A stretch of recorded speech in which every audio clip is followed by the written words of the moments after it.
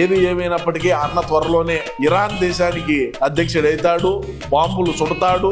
Pulivendula bomb రుచేందనేది దేశాలు కాదు కదా, ఖండాలకు వ్యాప్తి చేసేట్టుగా అన్న సిద్ధం చేస్తాడని నేను ఈ సందర్భంగా తెలియజేసుకుంటూ, ఏది ఏమైనప్పటికీ మన పులి మరి ఇరాన్ బాధ్యతలు చేపట్టి ఇక్కడ కూడా మన పులివెందల బాంబు రుచి చూపించాలని చెప్పి మనమైతే కోరుకుందాం.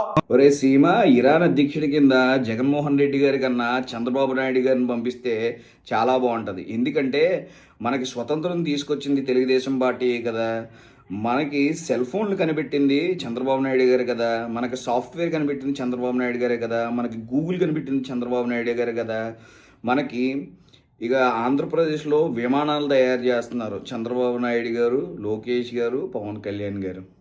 ఇంకా నిన్న మొన్న జరిగిన ఇజ్రాయేలు అమెరికా యుద్ధంలో వాళ్ళకి మిసైల్స్, యుద్ధ ట్యాంకర్లను పంపించింది ఎవరు అనుకుంటున్నాం?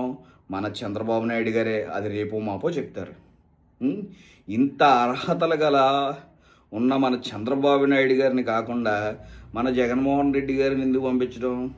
చంద్రబాబు నాయుడు గారినే ఇరాన్ అధ్యక్షుడిగా పంపిద్దాం. ఓకేనా? జై భీమ్, జై జగన్. వేసేసాడు, బాగా వేసేసాడు.